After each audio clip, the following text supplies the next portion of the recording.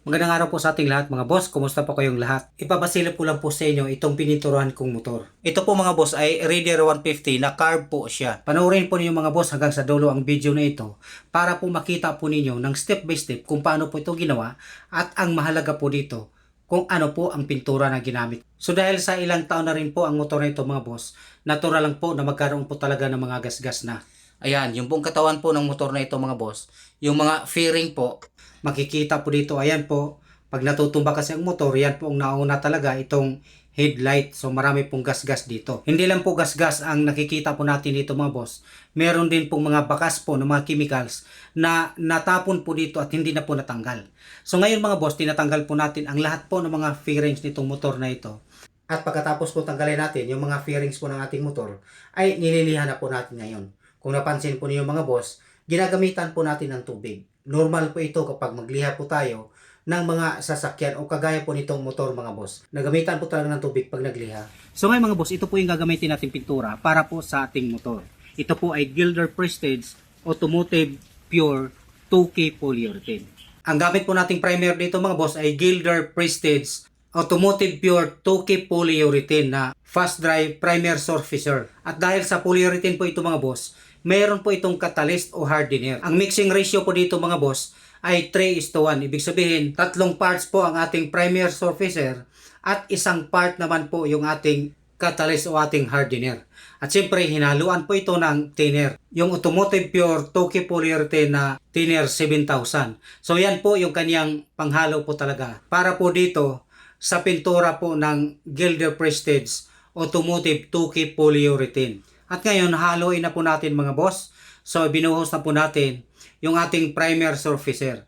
Ang kailangan ko lang po dito mga boss ay kalahati lang po dito sa 3/4 liter.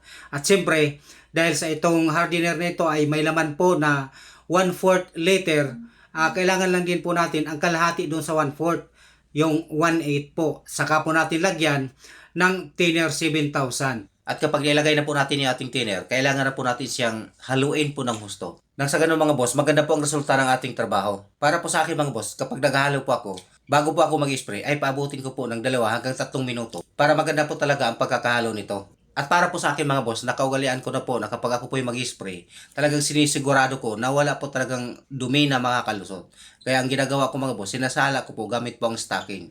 Pero magdepende naman po sa inyo mga boss kung gamitan po niyo ng pansala na kagaya po nito bago po niyo i-spray.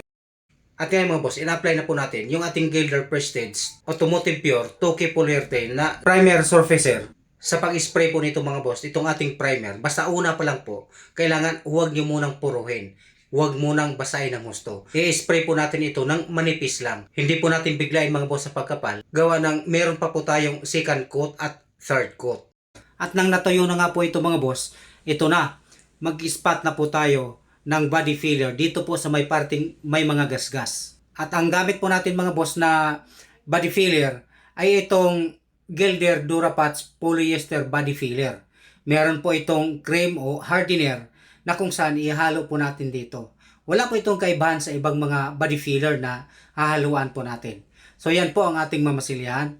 At siguraduhin po natin mga boss na kapag magtimpla po tayo ng body filler na ito, na equal na talaga yung kulay. Ibig sabihin, uniform na po ang kulay. At make sure mga boss na hindi po kayo sumubra sa paglagay po ng hardener dahil ilang seconds lang po kasi ito, matutuyo na ito kapag masyadong marami ang hardener. Yung katamtaman na po ang kulay. Yung tamang pinkish lang po o kulay pink po yung kulay. Dahil kapag masyadong mapula, mas mabilis po ang kanyang pagtuyo. At dapat tansyado mo kung gaano po kadami ang imamasilya po ninyo para pagtimpla po ninyo yung eksakto lang po talaga o kaya magtimpla po kayo nito mas kaunti po doon po sa inaasahan po ninyo para pag pangalawang patong po kuha na po siya. Ang ganitong uri ng masilya mga boss, ulitin ko po, kailangan ang mabilis po ang kamay po dito. Saka po natin lihain at pagkatapos po ng liha, isprehan po natin uli gamit po ang primer surfacer para uniform po ang kulay ng primer bago po natin ito kulayan. At pagkatuyo ng ating inispat na primer, ay saka ko po niliha lahat. So sa pagliha mga boss, natural lang po na ginagamitan po talaga natin ng tubig ito. So nasa sa inyo po kung gamitan pa ninyo ng sunblock, pero dito naman po walang problema, gawa ng wala naman po siyang lubak-lubak o hindi naman po siya bukol-bukol. At sa ating pagliha mga boss, lagi po nating tandaan na gamitan po natin lagi ng tubig. Sisasaw-saw natin lagi sa tubig para mas malambot po siyang lihain. Dahil ang ganitong klaseng pagliha mga boss, kaya po natin ilihayan para po matanggal po yung balatsuha. At madali pong tanggalin ang balatsuha mga boss kapag isasaw-saw natin sa tubig. At pagkatapos nga nating lihain mga boss, ay ito na, lilinisin na po natin. Ang paraan ko mga boss, kapag ako po'y mag-spray po ng mga sasakyan, hinuhugasan ko po talaga ng husto. Sinasabon ko po yan. Nang sa ganun mga boss, malinis na malinis po talaga ang ating trabaho. Dahil minsan mga boss, sa shop, hindi po maiwasan na mayroong humahawak po dyan at baka mayroon pong langis yung kanilang mga kamay. So kailangan po nating hugasan para po sigurado po tayo. At ito naman po ay optional lang kung gusto po niyong gawin ang ganitong paraan sa paglinis. Kung sabunan ba ninyo o hindi na. Linawin ko lang po dito mga boss, hindi po bawal na gawin po ang ganitong paraan na sinasabon po natin dahil binabanlaw naman po natin sa tubig ng maayos. Ang bawal mga boss kapag hindi po natin banlawan ng malinis po na tubig. Dahil ako po ay naniniwala mga boss na mas maganda po talaga ang resulta kapag malinis po ang ating trabaho. Kung ikumpara po natin mga boss sa pinupunasan lang. At ngayon mga boss, timplahin ko na po yung aking pang base color. At ang gamit ko nga po dito ay itong Gilder Prestige Automotive Pure 2K Polyurethane na Jet Black. At dahil sa ito po yung pangsasakyan po na polyurethane, meron po talaga itong catalyst o hardener, pampatigas po. Para po sa mas matigas at mas matibay na pintura. Sa paghalo po nito mga boss ay wala po itong pinag-iba doon po sa una natin ginamit na primer. Pero bago po natin ito timplahin mga boss, kailangan po nating haluin po ito ng gusto. Lalong-lalo na, ang kukunin ko lang po dito mga boss ay kalahati lang po sa laman ng lata na ito. So ang laman po nito mga boss ay 3/4 liter lang po siya. 1/4 naman po ang catalyst o yung ating hardener. So dahil sa 3/4 po ang laman po nito, kalahati lang po ang kukunin ko dito. So kalahati lang din po ng 1/4 liter na hardener ang ihalo ko po dito. So ang 1/4 liter nga boss ay hanggang dito. So hanggang dito lang din po yung aking ibubuhos. Malaki lang po ang lata tingnan mga boss pero 1/4 liter lang po ang laman. Saka po natin lalagyan ng thinner na para po talaga dito. Dahil ako po yung naniwala po talaga mga boss na mas maganda po talaga ang resulta ng ating trabaho kapag iisang brand po ng pintura ang ating gamitin. Kagaya nga po nitong Gilder Prestige Automotive Pure 2K Polyurethane. At ito na nga po mga boss, hinalo-halo po natin. At siguro rin po talaga natin na maganda po ang pagkakahalo nito bago po natin i-spray. At ngayon mga boss, sinasali na po natin yung ating pintura dito po sa ating spray gun.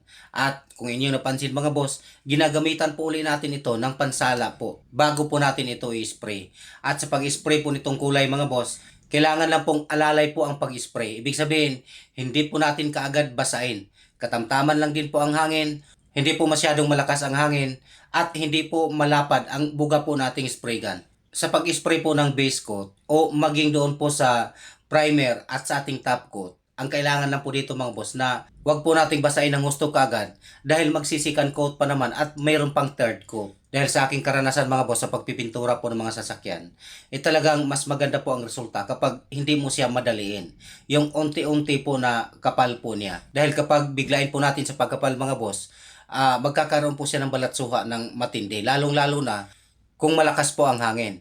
So ang ginagawa na po natin yung mga boss ay nag-second coat na po tayo. So kung napansin po niyo mga boss, habang pinapatungan po natin, ay pakintab po siya ng pakintab. Kapag mag-third coat na po tayo, ay mas lalong makintab po siya. So parang naka-top coat na po siya mga boss, sa kintab po niya.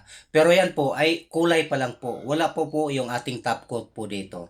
Ang pintura na ito mga boss ay mabilis po siyang matuyo. Sa loob lang po ng kalahating oras, matuyo na po siya. Pero mas maganda po, bago po natin lihain, paabutin po muna natin ng 3 oras. Nang sa ganon, matigas na po siya. At pagkatapos po nating lihain mga boss, muli ay sinasabon po natin yan at hinuhugasan po ng malinis po na tubig mismo sa gripo para malinis po talaga siya bago po natin siya i-top coat. Muli mga boss, uulitin ko po, ito po ay optional lang. Kung gusto po nyo gayahin ang paraan ko sa paglinis na sinasabon ko po, tapos hinuhugasan ng maayos dito po mismo sa gripo. Dahil may kanya-kanyang paraan po kasi ang mga pintor mga boss. Yung iba, ang paraan po sa kanilang paglinis ay pupunasan lang po nila ng basahan, yung basang tubig. Abangan niyo po ang part 2 ng video na ito mga boss para po malaman po ninyo kung anong klaseng top coat po ang gamit po natin dito. Dahil yun po ang mahalaga dito sa video na ito mga boss, yung ating top coat. Huwag po ninyong kalimutang mag-subscribe kung kayo po hindi pa po nakapag-subscribe sa akin. At siyempre, huwag po kalimutang i-like ang video na ito at i-share.